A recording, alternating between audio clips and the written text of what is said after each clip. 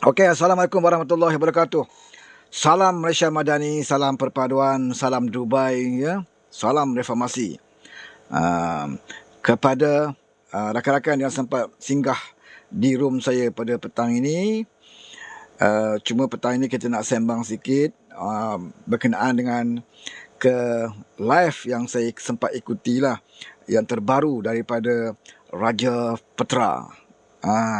Kalau saya tengok ya, Raja Petra punya live yang terbaru, apabila live dia yang pertama, apabila dia mendedahkan ya senarai SD 21 SD yang dia tunjuk kertas tu, dia kata ada 5 muka surat, ha? Yang menandakan beberapa MP yang dikatakan telah pun menandatangani SD untuk menolak kepimpinan PMX. Yang lebih dahsyat lagi tu, dia kata SD itu telah pun sampai ke bawah duli Yang Memulia Tuanku, yang di Pertuan Agong. Pertama dia kata SD itu, senarai SD ada 20 lebih. Kemudian SD itu telah ditandatangani dan SD itu pun telah sampai ke istana. Tak tahulah istana Raja Petra sendiri. Kan? Istana Raja Petra. Mungkin dia yang sampai tu SD tu kat dia. Mungkin Dencirit pos laju ke, pos apa ke sampai ke Raja Petra di luar negara sana. Okey, selamat datang kepada Nasi Kukus. Oi, lapar perut dengan nasi kukus ni. Lagi saya Mizawiyati. Ya, Waalaikumsalam. Kita juga ada dekat sini Kaula Azhar. Lagi siapa ni? Lawan tak lawan, dia kata. Lady Bird. Kemudian kita ada Reza Hakimi. Dah cukup jumlah ke Bawan? Tanya. Mei Chai. Waalaikumsalam Mei Chai. Zulkraf.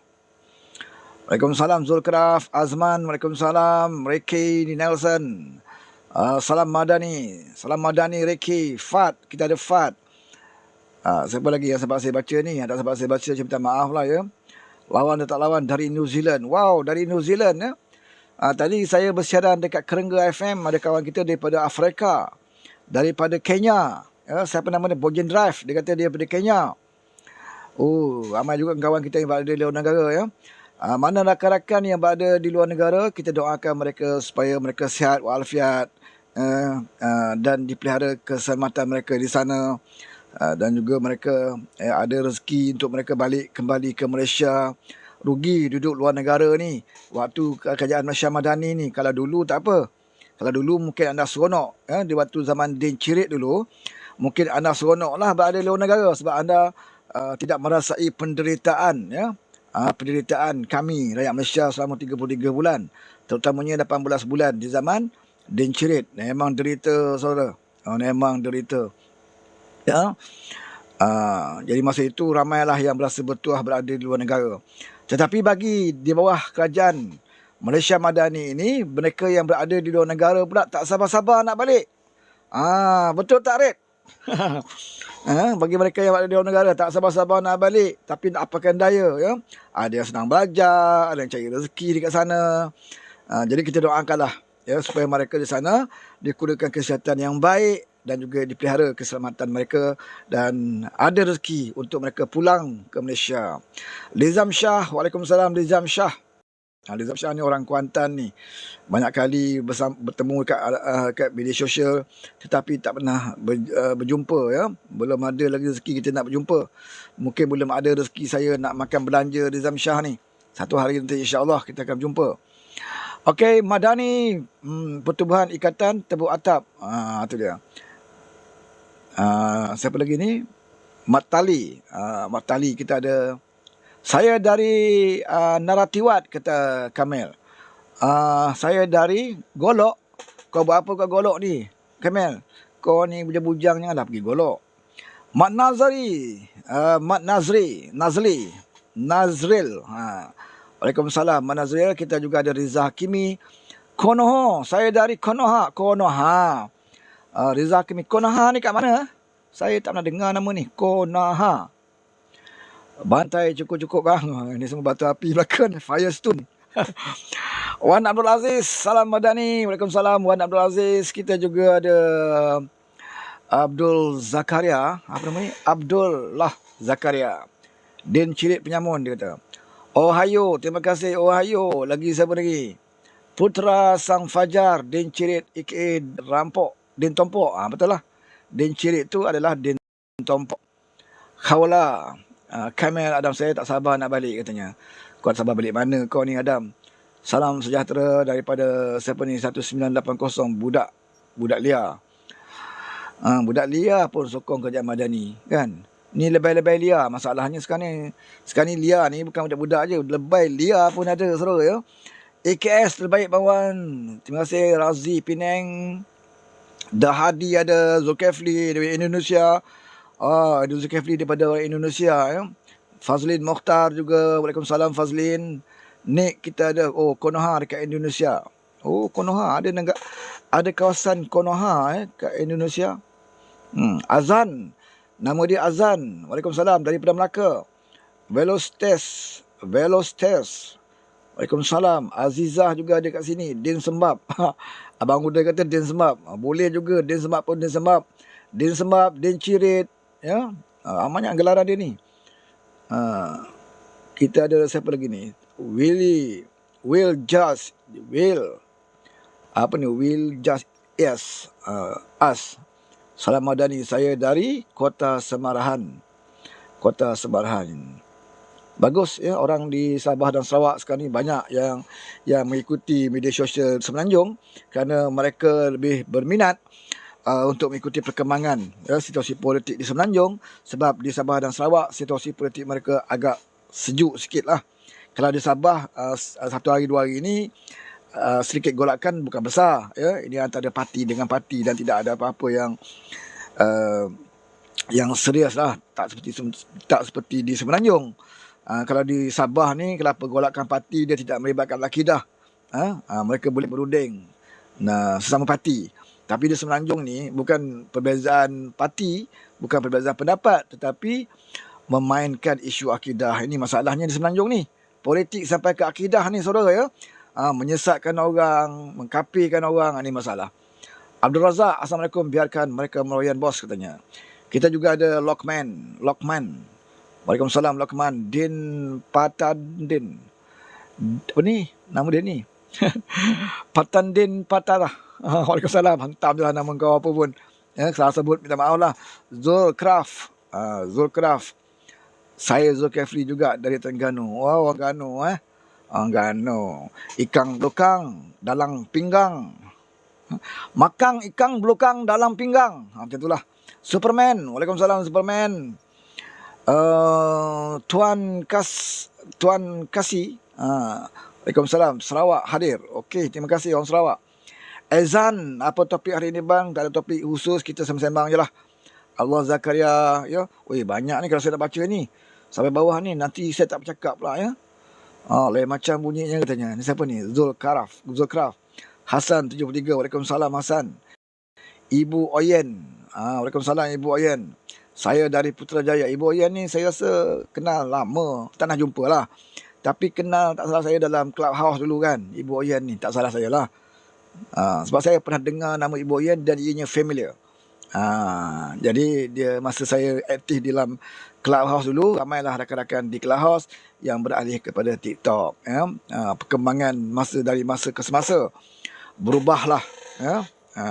Berubah kita daripada, saya sebenarnya dulu macam berat hati juga nak tinggalkan Clubhouse, sebab situ kita dah lama bersembang di Clubhouse kan, kawan-kawan pun ramai. Tapi bila dah kawan-kawan pun sendiri pun dah mula beralih kepada TikTok ya, mengikuti perkembangan baru di media sosial. Jadi kita kena ikut rentak perkembangan.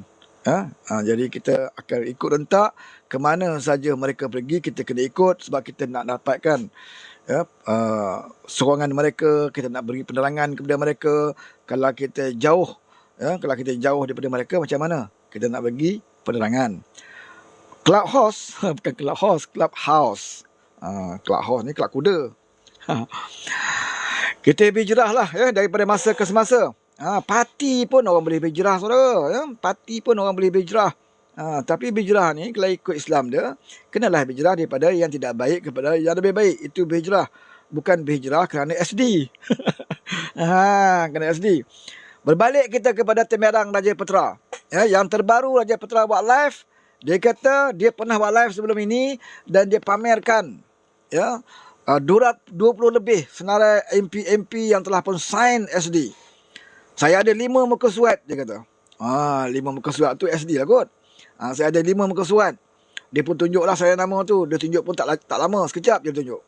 Tapi ada budak kita yang pakar, telah pun screenshot dan zoom seraya nama yang dia tunjuk. Dan kita dedahkan dalam seraya nama tu. Jadi bila dia teliti dalam seraya nama tu, bohong saudara. Memang tak masuk akal nama-nama yang dia tulis. Dia pakai hentam aja, janji nampak seraya nama tu kan. Janji dia tunjuk sekejap, biar nampak seraya nama tu. Bila ada kepakaran, budak kita yang pakar pergi zoom dan check apa yang terkandung dalam surat itu, nama-nama yang ada, nama-nama dia main letak je. Bayangkan saudara, nama Lim Go Eng pun ada kat situ. Lim Go Eng sign SD tolak Anwar Ibrahim. Itu Lim Go Eng. Masuk akal tak masuk akal? Lim Go Eng. Dan yang lebih lagi tak logiknya adalah termasuk nama Taufik Jawhari, ahli Parlimen Sungai Petani. Saudara kenal Taufik Jawhari siapa? Taufik Jawhari itu anak kepada speaker kita, Datuk Jo. Kalau kita ikuti persidangan Parlimen, Taufik Jawhari ini adalah sebagai umpama seperti pendekar lah. Kalau dalam amanah tu kita ada Hassani Hamzan, singa kita yang akan bertarung dalam Parlimen, berhujah, mempertahankan kerajaan, mempertahankan PMX. Dalam keadilan kita ada Taufik Jawhari. Dia inilah orang yang bangkit mempertahankan sebarang fitnah ataupun serangan kepada PMX yang berbentuk fitnah. Nama Taufik Jawhari pun ada dalam senarai Kak Raja Putra. Dan beberapa lama lagi DAP pun ada. Seperti saya sebut tadi, Lim Go Eng, dan ada lagi. Yang muda tu. Siapa nama saya pun lupa dah. Jadi nampak jelas betapa Raja Putra ini menggunakan pengaruh dia, konon-kononnya dia berpengaruh. Dia orang lama dalam politik, konon-kononnya memperdaya dan memperbodohkan walaun-walaun yang berbaru ni lah. Walaun-walaun yang sunat laser ni. Orang macam ni yang Raja Putra nak cari. Orang macam ni Raja Putra nak buru. Pasal dia tahu dalam politik kita ni, undi anak muda, apatah lagi undi 18 tahun, itu penting. Jadi orang ini menjadi sasaran kepada orang seperti Raja Putra. Orang ini juga menjadi sasaran kepada Hadi Awang. Hadi Awang pernah sebut, dia mensasarkan anak muda yang jahil. Kalau kita ikut kaedah Islam, kita mensasarkan anak muda yang jahil untuk kita beri didikan kepada dia, Islam. Kita cari anak muda yang jahil, kita bagi dia pelajaran, bagi dia ilmu. Supaya dia tidak jahil. Tetapi kalau kita nak gunakan anak muda, menumpang kejahilan dia, untuk kita pergunakan dengan propaganda, sesat, karut, marut kita, apakah itu baik? Kita merosakkan minda anak muda. Mentang-mentanglah anak muda 18 tahun dah boleh mengundi. Kita kutip anak-anak muda ni yang tak tahu apa-apa tentang politik, dan ramai juga yang jauh daripada pendidikan Islam, tidak tinggi pendidikan Islam mereka. Jadi orang inilah dia akan dipergunakan oleh lebay-lebay penunggang agama ini untuk kepentingan politik mereka. Sebab itu ada anak muda yang mengatakan, walau apa pun yang berlaku, mereka tetap akan sokong kumpulan ustaz, kumpulan ulama.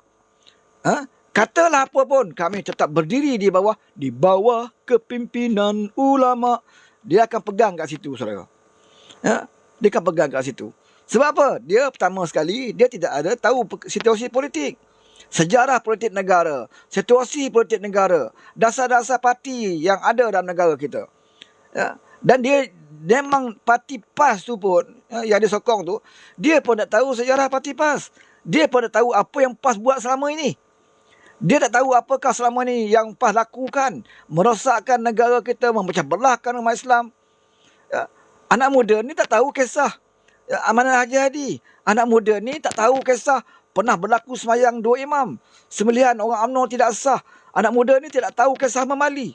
Anak muda ni tak tahu pun kisah PAS pernah bersama dengan kita dalam bersama naratif, dalam Pakatan Rakyat. Anak muda ni tak tahu. Kalau mereka tahu sejarah parti PAS, mereka tidak akan sokong Sebab banyak yang bercanggah, ya, banyak kejap halal, kejap haram, kejap halal, kejap haram. Jadi sebab itulah kita beri penerangan setiap hari.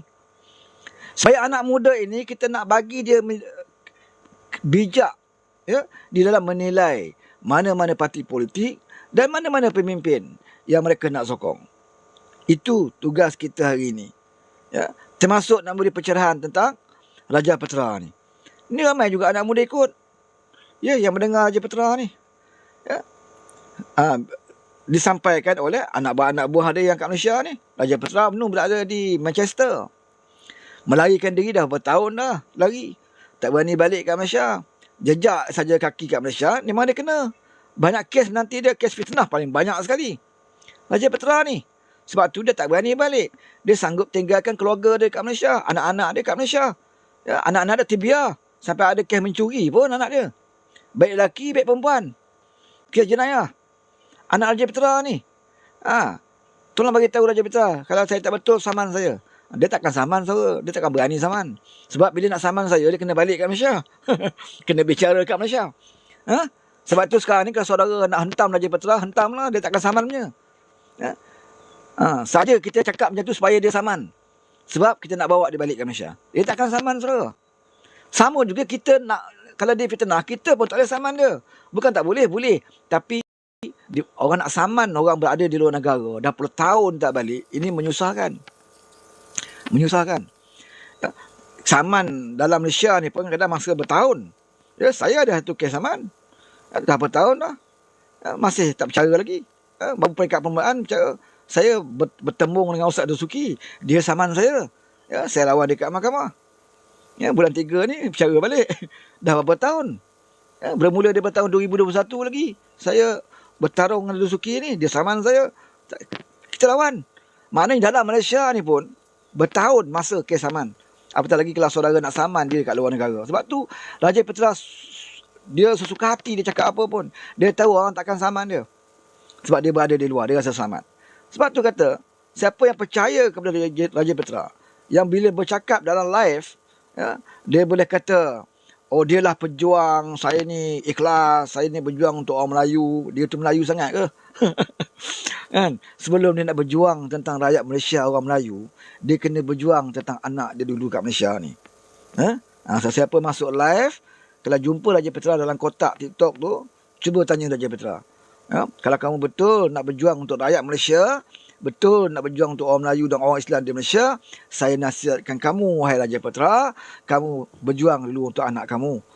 Takkan kamu tergamak nak tengok anak kamu mencuri aja duduk kat Malaysia ni. Ya, kejap kena tangkap polis, kejap kena tangkap polis.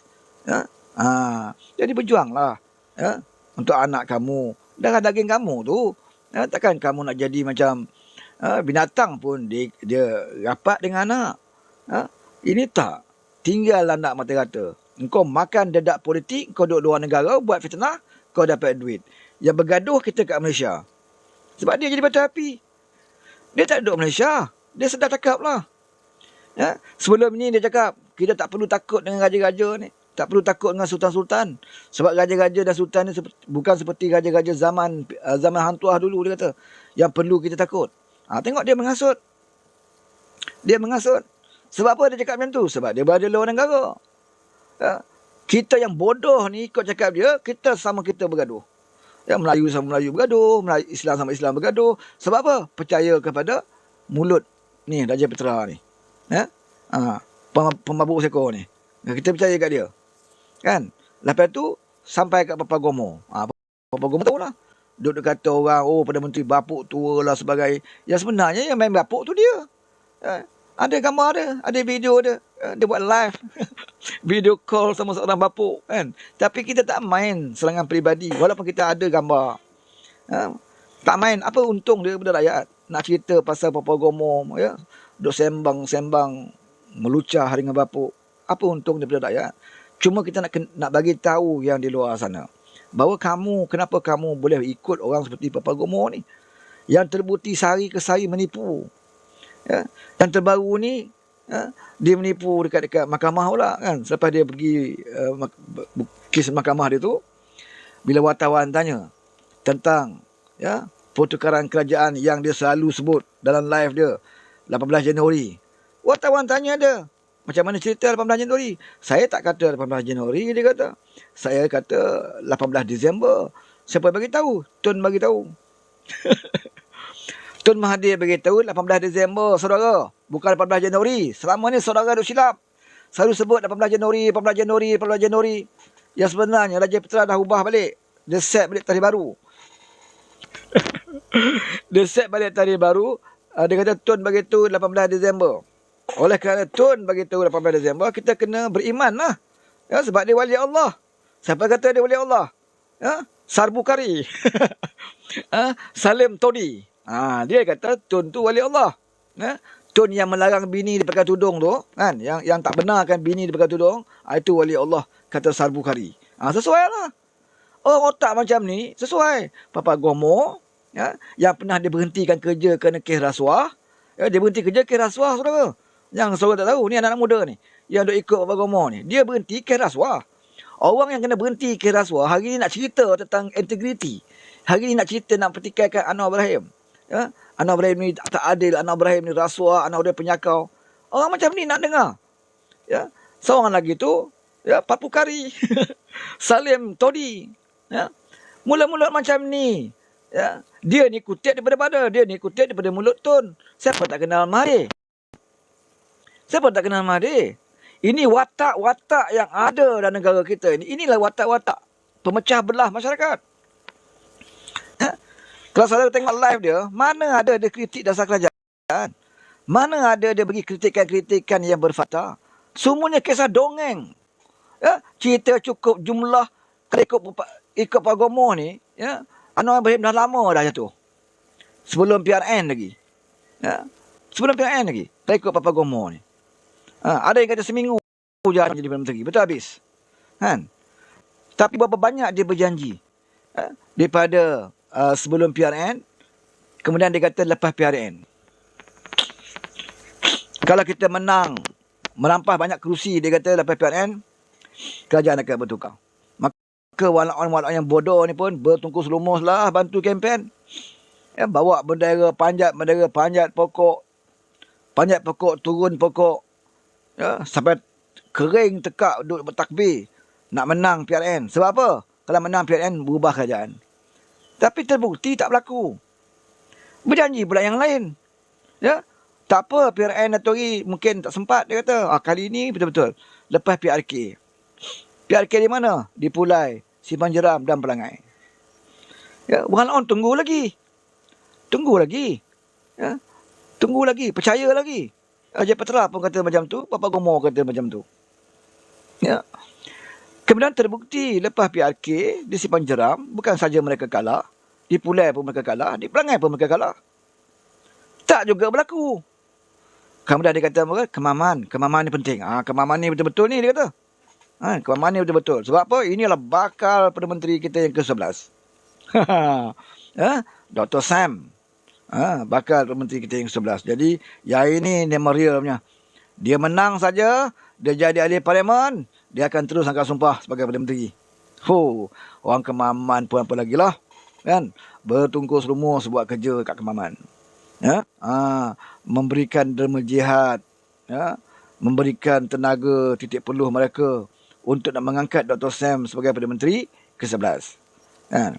Walaupun kita dah berkempen dekat sana, ya, Datuk Seri Anwar Ibrahim pun berkempen ke Kemaman. Datuk Seri Ibrahim beritahu, ya, orang Kemaman tolong sedar, ya, tolonglah lakukan perubahan. Pilihlah calon Barisan Nasional, ya, jeneral bersara tu. Ya. Supaya kalau dia menang, dia bukanlah ahli parlimen kosong. Ya. Maksudnya Anwar mungkin lantik dia sebagai menteri ke, timbalan menteri ke. Adalah orang Kemaman akan jadi menteri. Ini maksud Anwar. Bagilah menang supaya dapat dilakukan perubahan. Kalau tidak seluruh Terengganu pun sekurang-kurangnya dapat perubahan berlaku di Kemaman itu sendiri. Ini janji Anwar. Tapi orang Kemaman kata apa? Allah, kalau setakat jeneral tu menang dapat menteri buat apa? Kami bukan nak orang Kemaman jadi menteri. Kami nak orang Kemaman jadi Perdana Menteri. Maka kita kena menangkan Samsuri. Itu keyakinan dia orang. Maka dia menang. Menang besar, saudara. Pasal harapan terlalu tinggi. Nak tengok Samsuri jadi Perdana Menteri. Tapi apa yang berlaku? Dah berbulan dah pilihan raya kemaman. Apa yang berlaku? Tak berlaku. Tidakkah saudara rasa tertipu